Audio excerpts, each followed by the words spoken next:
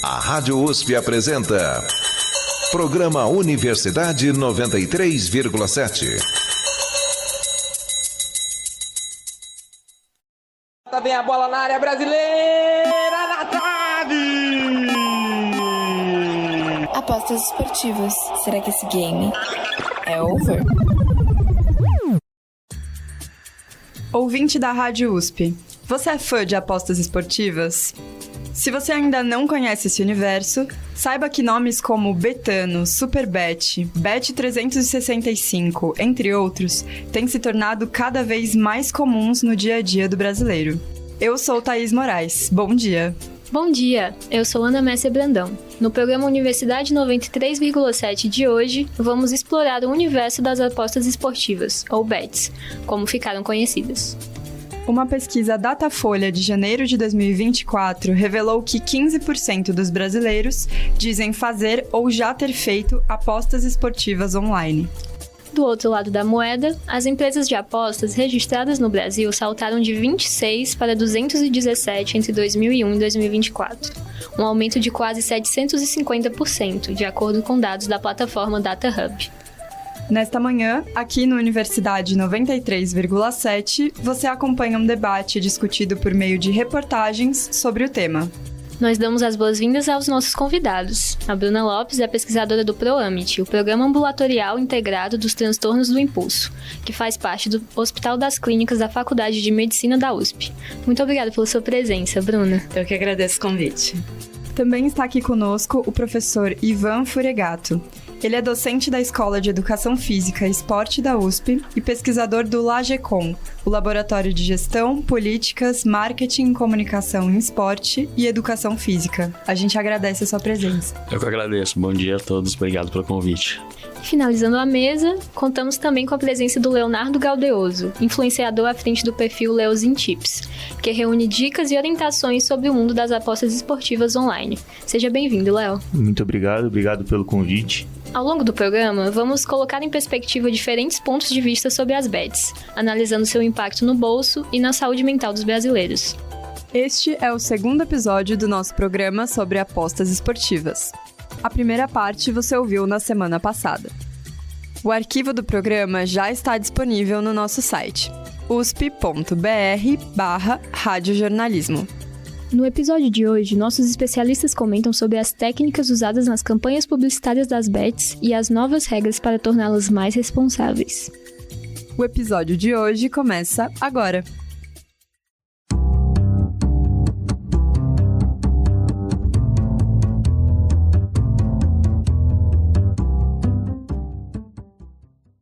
As apostas exploram a ideia de que qualquer pessoa pode ter acesso a prêmios, desde que conheça os times e seja boa de previsão. Essa ilusão tem levado muitos brasileiros a perderem seus bens e mesmo desenvolverem transtornos psicológicos, como vício em jogos, conhecido como ludopatia. Mesmo assim, as bets passam longe de serem um negócio escondido e já tomaram o horário nobre da TV. Na matéria que ouviremos a seguir, a repórter Elaine Borges explica os efeitos que a falta de uma legislação clara produz nas propagandas de bets na TV. Em 30 de dezembro de 2023, foi sancionada a Lei 14.790, que regulamenta as apostas esportivas online no Brasil. Logo após a publicação, o Conselho Nacional de Autorregulamentação Publicitária, CONAR, atualizou seu Código de Autorregulamentação Publicitária, incluindo o anexo 10, que trata especificamente das apostas esportivas. Juliana Vezum, advogada especialista em Direito Desportivo e Propriedade Intelectual, explicou as principais mudanças que essa regulamentação trouxe para as campanhas publicitárias do mercado de apostas. Toda a divulgação tem que ser feita contendo um indicativo de que é para o público 18+. Outros pilares assim, da proteção do consumidor é que o anúncio ele tem que ser honesto, então ele não pode dar a entender para o público consumidor que o consumo daquele produto, daquele serviço, né, vai trazer qualquer tipo de sucesso, não pode incentivar o jogo, o vício, né, o jogo excessivo, não pode trazer qualquer informação que possa confundir a aposta com uma forma de investimento ou prometendo um resultado que não é necessariamente o que vai acontecer, né. Segundo Juliana, a regulamentação era um passo necessário para impedir práticas abusivas no setor, garantindo mais transparência e segurança para os consumidores. bem como alguns outros produtos, né? Eu não estou comparando, não estou falando que é a mesma coisa, mas bebida alcoólica tem uma regulamentação própria, cigarros tem uma regulamentação própria, qualquer publicidade feita para menores de idade tem uma regulamentação própria. Dependendo do público que você quer atingir, dependendo do produto que você está anunciando, você precisa de uma regulamentação específica para evitar assim, uma comunicação abusiva no mercado de consumo. Às vezes, lógico, a gente entende que do ponto de vista de marketing, de comercial, às vezes não é atrativo você colocar alguns anúncios, alguns disclaimers, algumas sinalizações no seu anúncio, às vezes pode acabar poluindo, né? Assim, pode passar a impressão de que o anúncio está poluído, cheio de disclaimers, mas é uma questão justamente da cultura dele, entender que isso faz parte da atividade dele. No entanto, o ano de 2024 marca um período de transição para a lei, onde as empresas de apostas ainda estão em processo de adaptação às novas exigências. As sanções para o descumprimento das regras começarão a ser aplicadas apenas a partir de 1º de janeiro de 2025. Empresas que operarem sem autorização estarão sujeitas a multas que podem chegar a 2 bilhões de reais por infração. Até o fim de agosto de 2024, o governo já havia recebido 113 pedidos de autorização de 108 empresas que buscam operar legalmente no Brasil. Quem não tiver licença vai ter que ser bloqueado. Então, vai ter que ser bloqueada a utilização de publicidade, vai ter que ser bloqueada a utilização de meios de pagamento e vai ter que ser bloqueado o site também. Né? Essa data de janeiro ela é, digamos, o marco civil das bets. Você ouviu Bernardo Freire, consultor jurídico da Associação Nacional de Jogos e Loterias, a NJL, que representa as empresas do setor. Ele também destacou que as casas de apostas deverão implementar mecanismos para combater a ludopatia, uma condição médica caracterizada pela compulsão por jogos de azar, e criar formas de evitar que pessoas endividadas continuem apostando. Eu entendo que o setor tem muito a evoluir nesse ponto. No dia que virar a chave, que é 1 de janeiro, todas as empresas são obrigadas a ter esses mecanismos. E aí as empresas que não têm vão ter que sair do ar. Então, hoje, as empresas sérias, as principais, elas têm já mecanismos de controle, de cuidado, têm assistência, mas surgem sites todos os dias, né? Então... Na visão de Leonardo Benites, diretor de comunicação da NJL, é essencial que as empresas de apostas se posicionem contra a ludopatia, não apenas pelo impacto social negativo que ela causa, mas também pelos prejuízos que a dependência pode trazer ao próprio mercado de apostas. O ludopata ele não é interessante para a indústria. Nós não queremos o ludopata. E aí, falando de forma prática, é claro que o principal malefício é o social com a vida do ludopata, mas não é interessante para uma empresa uma matéria que fala sobre ludopatia e que cita aquela plataforma. Então, é necessário que as empresas se posicionem e que elas façam divulgação não somente dos malefícios que trazem a ludopatia, como as ferramentas que temos para prevenir a ludopatia. A NJL acredita que as apostas esportivas são uma parte crucial da economia brasileira, especialmente quando se trata de futebol, já que grandes clubes são patrocinados por empresas como Superbet, Esportes da Sorte e Betano. Diante das críticas, a associação se posiciona a favor da regulamentação. Elaine Borges para a Universidade 93,7. Nos últimos anos, tanto o número de apostadores quanto de ludopatas tem aumentado. O diretor de comunicação da Associação Nacional de Jogos e Loterias, Leonardo Benites, afirmou que esse aumento não é interessante nem mesmo para a indústria de apostas. Diante disso, como que vocês analisam essa situação? Pode começar, Léo, depois Ivan e Bruna. Eu acho que a Bruna ela que vai ter mais propriedade para falar disso, mas eu acho que ele é prejudicial para todo mundo, porque às vezes o cara tá ali apostando, ele... Por exemplo, eu envio 10 dicas no dia, ele pega uma e essa daí deu errado, ele vai me culpar, ele vai fazer tudo assim e ele vai isentar a culpa dele. Tipo, a culpa vai ser minha de ter enviado a bet, ele ter pego e tudo mais. Assim, eu tenho uma parcela de culpa, obviamente, mas eu não peguei, não obriguei ele a apostar e tudo mais, eu faço indicação. Sempre que eu envio a aposta também, eu faço a indicação que eu sempre falo ali da gestão, né, de unidade. Então eu mando uma unidade, às vezes o cara aposta a banca inteira dele, ele perde, então ele vai me culpar. Muitas vezes acontece o contrário também, eu envio a aposta, ela bate, aí o cara vem, não, muito obrigado, vou pagar minha conta de luz. Eu falo, tipo, cara, é melhor tu parar de apostar que um dia tu não vai ter o dinheiro pra tu pagar a tua conta de luz. Eu sempre falo isso. Eu acho que é interessante a gente ver esse ponto, o lado da casa de aposta. Então, por exemplo, a casa de aposta não quer manipulação, ela não quer que o jogador ou alguém próximo combine, ela vai descartar esse apostador que tá viciado, que tá muito envolvido. Aí, por exemplo, saiu recentemente a questão que 3 bilhões de reais por mês são colocados do Bolsa Família. E aí já veio movimentações do governo, olha, tem que bloquear. Mas como que você vai bloquear, entendeu? Então a casa de aposta também, ela não quer de certa forma, esse perfil. Ela quer, por um lado, o cara que é leigo. Talvez ela não queira o Léo ali com as dicas dele, porque ele vai supostamente fazer a pessoa ganhar, né? Ou facilitar a pessoa ganhar. Mas ela quer essa pessoa leiga que acaba sendo essa pessoa mais de baixa renda, que tem menos conhecimento. Então, eu acho que a casa de aposta é uma situação complexa. E um ponto interessante, acho que é interessante a gente pontuar aqui, na perspectiva do marketing esportivo, um dos maiores pecados que a gente tinha, que era proibido, e eu trabalhei em clubes de futebol na área do marketing, era extremamente proibido a gente vender patrocínios para empresas do mesmo ramo. E não pode, é pecado capital, assim. E hoje em dia a gente vê alguns jogos ali na beira do gramado, 4, 5 casas diferentes. Por quê? Porque se quebrou essa regra de ouro. Porque aí eu conversei com algumas pessoas do mercado e eles falaram, Ivan, a gente quebrou porque é muito dinheiro, é tão simples quanto. Se eu chego para uma, eu vendi por uma por 10, chega outro que vai me pagar 15, eu vou vender, entendeu? Então, os clubes também acabam ficando reféns aí pelos problemas de gestão deles, então eles acabam aceitando esses patrocínios, os clubes, as entidades que organizam as competições, porque elas querem o dinheiro, obviamente, ela não está preocupada se o cara é viciado, se não vai. Acaba que os clubes e as entidades esportivas são coniventes, porque elas querem o dinheiro, a casa de aposta, ela tá ganhando ali, não importa de onde está vindo o dinheiro, é claro que ela não quer o cara também que ganha muito, ou o cara que é viciado, porque não interessa, e no fundo a gente fica à mercê ali, na verdade, acho que dependendo do próprio governo, tentar organizar essa bagunça de alguma forma.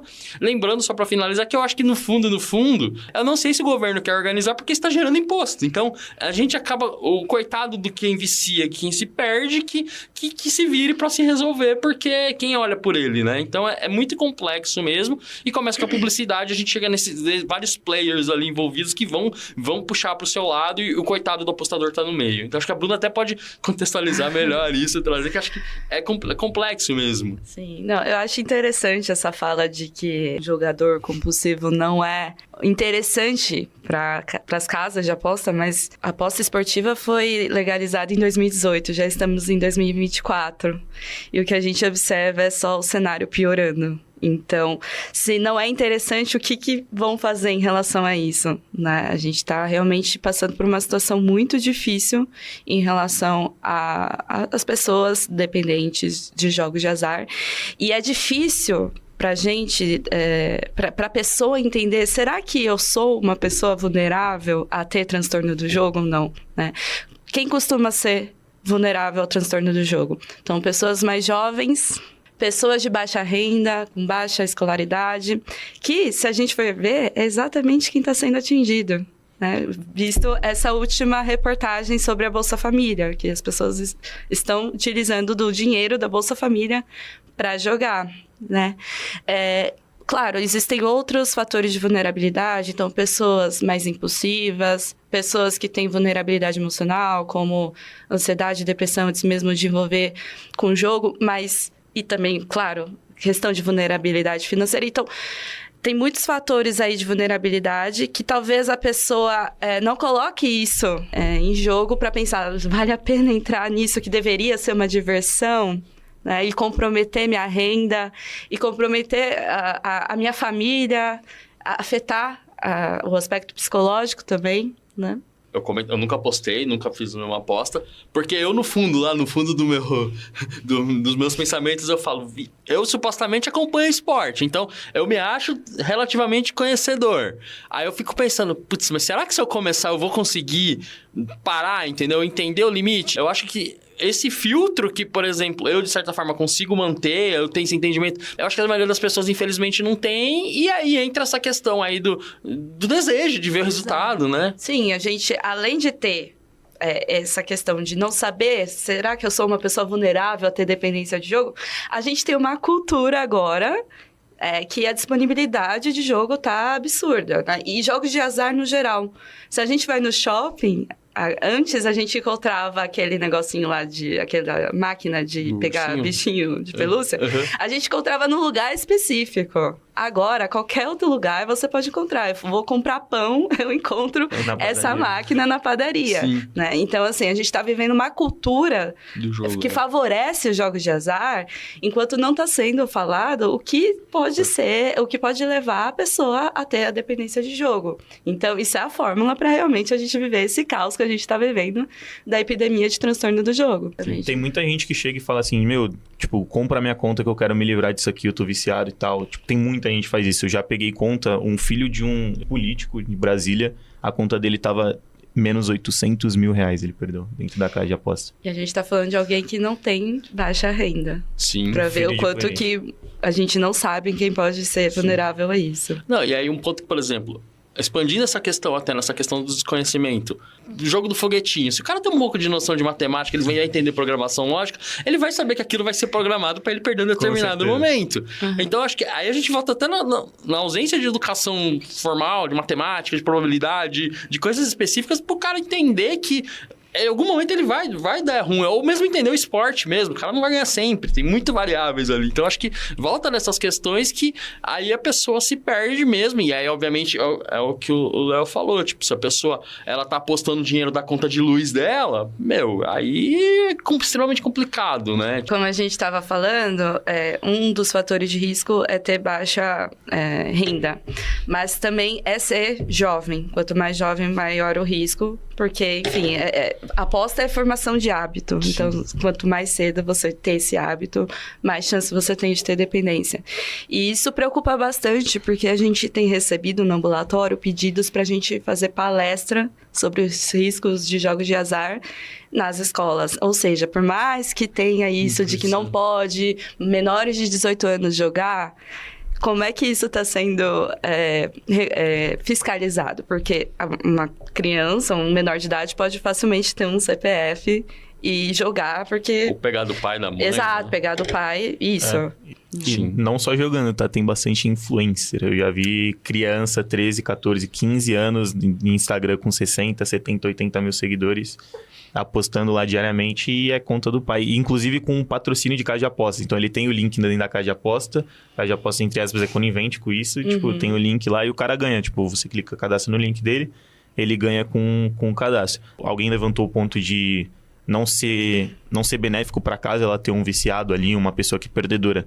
Na verdade, as casas de aposta hoje parece que até estimula isso, porque eu pego muita conta, essas contas negativas, elas liberam mais liquidez. Então, por exemplo, o jogo do Grêmio e Flamengo, se eu posso apostar, eu só consigo na minha conta lá apostar 50 mil reais pro Grêmio vencer. Aí, na conta de uma pessoa perdedora, às vezes eu consigo apostar 200 mil, 250 mil. Então, tipo assim, ela libera mais dinheiro para você colocar em uma linha, em uma aposta, entendeu? Quando você tem uma conta perdedora. Eu não sei a fundo, mas me parece que, por exemplo, o Reino Unido tem uma política séria de controle ali para tentar, por exemplo, se você tá numa conta negativa, ele tentar te bloquear. Me parece que vai se tentar e fazer isso no Brasil a partir do ano que vem. Mas na prática é complexo. Quando saiu a notícia de regulamentação e tal, a gente ficou meio em choque, assim, a gente que vive do mercado. Porque em Portugal a regulamentação foi horrível, não ficou nenhuma casa.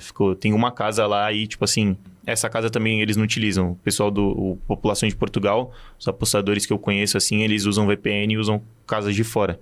E aí a gente falou, ferrou, né? Mas aí a nossa regulamentação acabou ficando muito boa, pelo menos na minha opinião. Ela ficou mais parecida com a do Reino Unido, que você citou, do que com a de Portugal. Ficou muito mais parecida com a do Reino Unido. Então, eu achei que foi bom. Eu acho que vai ser benéfico para todo mundo, em todos os sentidos. Só acrescentando, eu acho que realmente é uma boa medida ter esse bloqueio de pessoas que possam ter dependência de jogos. A questão e quem já é dependente, né? O que pode ser feito? Como é que parte, né, do que é arrecadado pode ser passado para projetos de prevenção e também de tratamento, né? Visto que a gente só tem um centro de referência que atende pessoas que têm transtorno do jogo, e os centros de atenção psicossocial não são voltados necessariamente para atender pessoas que têm dependência de jogo, né? São para álcool, drogas.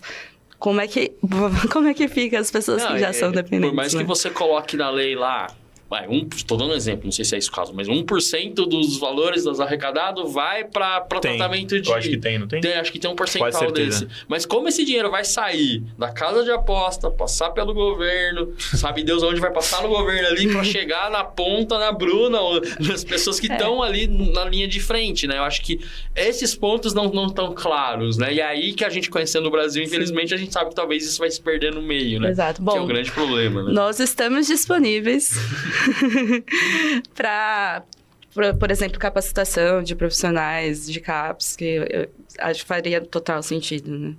Obrigada pelas contribuições, pessoal.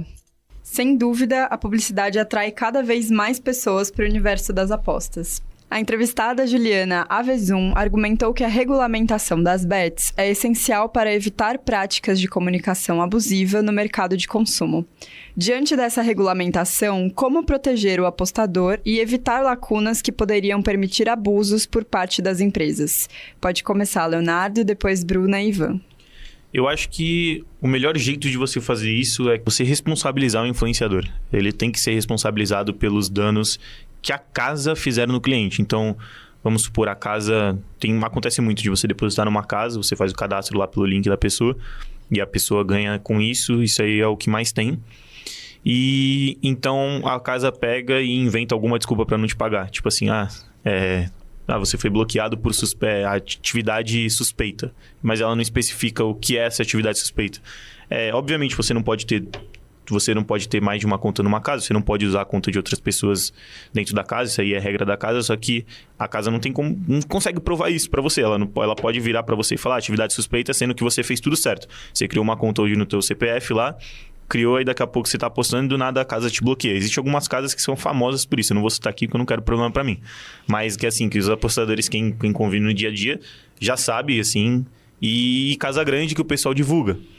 Só que aí existem as casas confiáveis também, que a maioria utiliza aí, que são a mais conhecida, a mais utilizada, é uma das únicas que eu utilizo também, que eu coloco mais dinheiro. E eu acho que tem que ter essa responsabilidade ali do cara também ser responsável por isso, até porque você foi influenciado por ele para cadastrar no link dele, que ele vai ganhar com isso, então tem que ter uma responsabilidade em cima disso. Eu acredito, como eu falei antes, que seria importante que as casas incluísse também o risco de dependência em jogos de azar nos disclaimers, né? Acho que aí a gente tem uma questão que o Léo até comentou, que eu trouxe muito bem colocado, que eu acho que tem muito influenciador que se diz apostador, ele não é apostador no final das contas. Ele tá ganhando dinheiro com view, com publicidade da casa de aposta com o link, até com o link se a pessoa perde. Então, por exemplo, acho que a gente poderia pensar em controles, que aí eu não sei se faz sentido na prática, o Léo até pode complementar, ver se eu tô falando coisas absurdas na prática. Mas, por exemplo, essa coisa do link, do cara ganhar com o link, acho que deveria ser uma prática proibida. Entendeu? Aí a hora que você monetiza a rede social, eu tô falando uma questão muito mais ampla, mas ele tá ganhando no view que eu tô vendo dele lá, do vídeo dele, que ele tá mostrando a vida de luxo que ele tem, supostamente ligado à aposta que ele fez, entendeu? Então, essas outras coisas que estão nesse contexto do influenciador, e aí a gente fala do influenciador também, eu acho que é importante, né? Hoje em dia, esses caras que a publicidade tá ali, né? Ela não tá mais na televisão, ela não tá mais nos outros meios. A internet e as redes sociais dominaram praticamente. Esses caras, acho que são grandes influenciadores, literalmente falando, e eu acho que tem que tentar cortar essas rendas paralelas deles, porque, por exemplo, o Léo aposta, ele vive disso, é a profissão dele ali, como tem outros que fazem isso, mas tem muitos ali que entram na onda que o cara nem aposta nada, ele tá falando que é legal, situações que apareceram, o cara tá jogando o jogo do tigrinho, mas é uma versão manipulada pra ele ganhar, entendeu? Ou ele tá fazendo... Existem contas demos, né? Que é a conta que é dada ao influencer, que aí essa conta... vai ganhar a pessoa vai ter, tipo assim, uma probabilidade de ganhar mais. E também tem muita apostadora, assim, também influencer, que recebe a conta da casa de aposta lá com dinheiro fake, né? Uhum. E aí, tipo, vai apostar lá. Não vai sacar nunca. Ivan, e o que você acha dos times de futebol terem patrocinadores de casas de aposta? Então, eu acho que assim, se a gente fosse partir do mundo ideal, os clubes iam ter uma responsabilidade ali, porque eles têm uma responsabilidade, eles falam com milhões de pessoas, então eles iam, no minimamente, pensar em algum tipo de ação, alguma coisa ali de contrapartida, algum tipo de campanha explicando, tentando fazer uma ação social de conscientização. Indo pro mundo real, os clubes não se importam. Por quê? Porque no final das contas, se a gente pegar o Brasil, por exemplo, cada casa de aposta dessas que entra num clube é o patrocínio mais alto que o clube tem. E se a gente parar para pensar no esporte, os custos que envolvem uma equipe profissional cada vez mais caro, a gente tem intermediário, tem um monte de gente no meio dessa conversa, que ninguém no fundo só tá vendo dinheiro, o clube só tá vendo quanto ele tá entrando, e são valores consideráveis até dentro dos próprios patrocínios, entendeu? Então, por exemplo, o Corinthians, até alguns anos atrás, a gente falava aí de 20, 30 milhões por ano, agora ele tá ganhando 100 e poucos milhões. Você tem um salto absurdo ali, que é claro, é mais dinheiro ele contrata jogadores melhor, o time tem uma chance melhor de desempenhar. Então, eu acho que no fundo, os clubes deveriam ter sim um tipo de responsabilidade, aí como os influencers têm, deveriam ser responsabilizados os próprios clubes, porque, por exemplo, ele estimula as pessoas ali a confiarem, né, nessas casas de aposta, e depois a gente explode esses casos.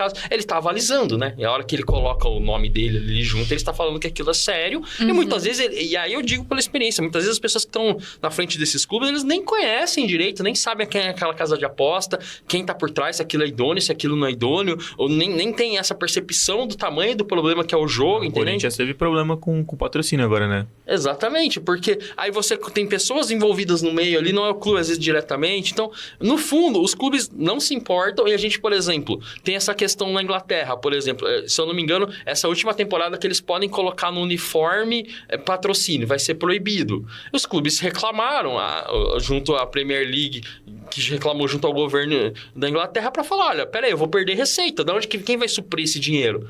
Não tem outros patrocinadores no mercado que pagam esse mesmo valor.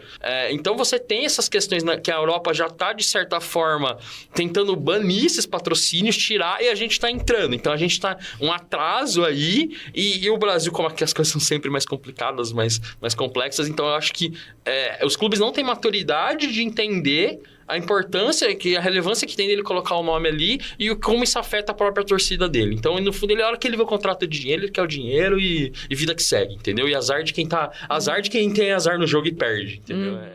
Está chegando ao fim o segundo episódio do nosso debate. Estiveram conosco a psicóloga Bruna Lopes, o professor Ivan Furegato e o influencer Leonardo Gaudeoso. A gente agradece vocês pela participação e, para encerrar o programa, convidamos vocês a fazerem suas considerações finais. Primeiro, obrigado. Foi uma satisfação estar aqui discutindo sobre esse tema. Para mim é muito importante poder falar sobre isso, até como forma de conscientização. Eu acredito que seja meu papel não só estar ali atendendo as pessoas que são dependentes, mas também informar para aquelas pessoas que estão iniciando a vida em apostas e talvez não tenham esse conhecimento. Então, foi uma satisfação estar aqui com vocês, discutir sobre isso. Muito obrigada pelo convite. Eu também agradeço, acho que é um tema que precisa ser discutido, a gente tem que discutir, é importante a gente trazer essas perspectivas diferentes, né, para as pessoas poderem ter esse conhecimento. Então, acho que é uma informação muito importante a ser difundida, então agradeço a oportunidade aí, obrigado. E é isso, joguem, mas joguem com muita responsabilidade, né, acho que esse é pelo menos o recado que eu deixo, assim. Agradecer pelo convite, fico feliz de o mercado estar crescendo e espero que tome bons rumos. Aposte sempre com responsabilidade, sempre faço isso, aposte apenas o que você pode perder. E se você vê ali que você está perdendo, procura uma ajuda, procura alguém. Muito obrigado pelo convite. Eu só queria acrescentar, se você, jogador, percebe que o jogo tem prejudicado áreas importantes da sua vida, procure jogadores anônimos em vários lugares do país, ou então centro de atenção psicossocial que seja próximo a onde você reside.